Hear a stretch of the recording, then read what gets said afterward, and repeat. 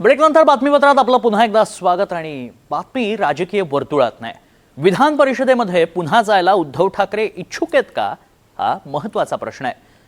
कारण उद्धव ठाकरेंच्या मनात काय यावर मवियाची पुढची बरीचशी गणितं अवलंबून असणार आहेत. उद्धव ठाकरे विधान परिषदेत जाणार असतील तर काँग्रेस पाठिंबा द्यायला तयार आहे. मात्र ठाकरेंनी दुसरा कुठला उमेदवार दिला तर काँग्रेस वेगळा विचार करू शकतं.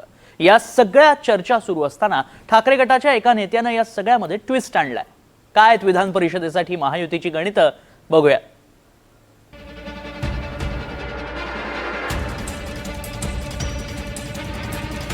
उद्धव ठाकरेंच्या मनात काय? उद्धव ठाकरे पुन्हा विधान परिषदेत जाणार?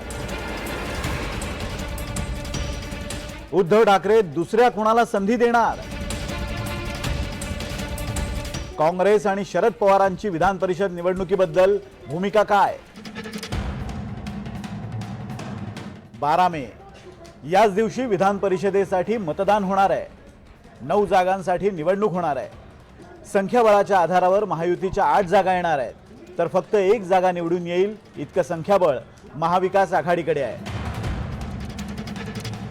महाविकास आघाडीकडून उद्धव ठाकरे, शशिकांत शिंदे आणि काँग्रेसचे राजेश राठोड हे तिघे निवृत्त झाले आहेत. मात्र त्यांच्या जागी एकच जण निवडून जाणं शक्य आहे. त्या एका जागेवर नेमकं कोण जाणार याच्या चर्चा आतापासूनच सुरू झाल्यात. त्याबद्दलचा सगळ्यात पहिला आणि महत्त्वाचा प्रश्न आहे, उद्धव ठाकरे विधान परिषदेची निवडणूक लढवणार का? विरोधी पक्षाचा एकच उमेदवार विधान परिषदेवर जाईल. माझ्या माहितीनुसार किंवा मला जे काय समजते त्यानुसार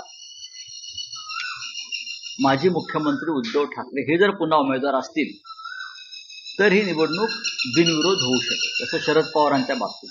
एवढंच मला माहिती आहे. आता महाविकास आघाडीकडून, खास करून शिवसेनेकडून काय भूमिका घ्यायची या संदर्भात आम्ही महाराष्ट्रात बसून 1-2 दिवसात निर्णय घेऊ. उद्धव ठाकरे विधान परिषदेत जाणार असतील तर काँग्रेसचा पाठिंबा आहे. पण ठाकरेंच्या शिवसेनेकडून दुसरं कोणतंही नाव समोर येणार असेल तर चर्चा करावी लागेल असं काँग्रेसचं म्हणणं आहे. जी आमची भूमिका होती त्यामध्ये राज्यसभेवर जरूर काँग्रेस त्यावेळेस जाऊ शकलं नाही, आमचा आग्रह असताना देखील. मात्र आता विधान परिषद आली आहे. विधान परिषदेच्या संदर्भामध्ये महाविकास आघाडीचा चेहरा उद्धवजी होते आणि आहे. त्यामुळे उद्धवजी त्या ठिकाणी जर स्वतः जात असतील तर जरूर त्यांच्या जाण्याच्या अनुषंगानं काँग्रेस पक्ष हा सहानुभूतीपूर्वक विचार करेल. इतर काही वेगळे प्रस्ताव असेल तर चर्चेची आवश्यकता आहे, एवढंच या ठिकाणी सांगू इच्छितो. उद्धव ठाकरेंच्या शिवसेनेकडून अंबादास दानवेंचं नावही चर्चेत आहे.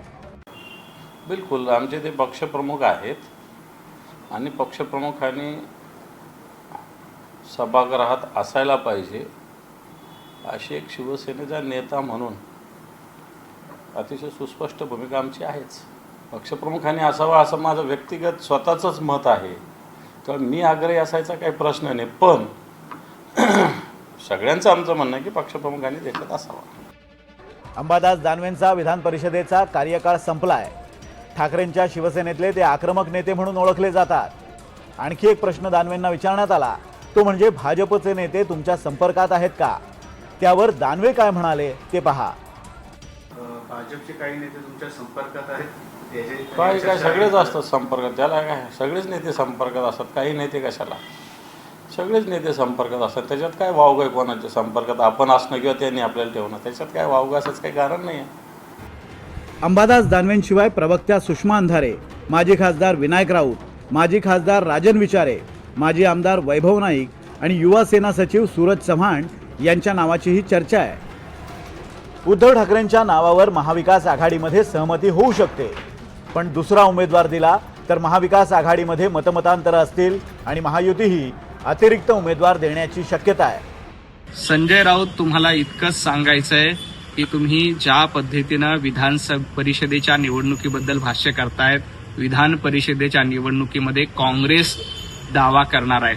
कारण मागच्या वेळेला राष्ट्रवादीला संधी मिळाली, आता विधान परिषदेच्या निवडणुकीमध्ये काँग्रेसला उमेदवारी मिळावी म्हणून हर्षवर्धन सपकाळ प्रयत्न करतायत. त्यामुळे उद्धवजी ठाकरे यांना संधी मिळते का हे देखील बघावं लागेल.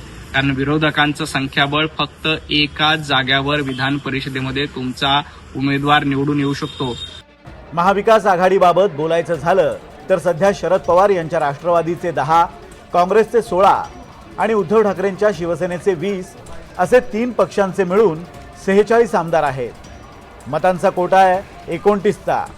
त्यामुळे महाविकास आघाडीकडून एकच आमदार विधान परिषदेवर निवडून जाणार आहे। 2019 साली महाविकास आघाडी स्थापन झाली त्यावेळेस देखील उद्धव ठाकरे यांचं नाव असंच पुढे आलं होतं। उद्धव ठाकरे यांच्या नावावर काँग्रेस आणि त्यावेळेसची एकत्र असणाऱ्या राष्ट्रवादींनी आग्रही भूमिका घेतली। यामुळे उद्धव ठाकरे हेच मुख्यमंत्री झाले आणि आमदारही झाले।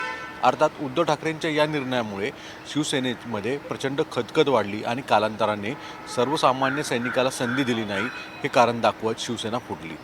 आता देखील उद्धव ठाकरे हे स्वतः परत एकदा विधान परिषद घेणार असतील त्याचवेळी शिवसेनेमध्ये टोकाची खदखद वाढणार नाही याची खबरदारी ठाकरेंना घ्यावी लागणार आहे। व्हिडिओ जर्नलिस्ट प्रतीकसह सागर कुलकर्णी, NDTV मराठी, मुंबई।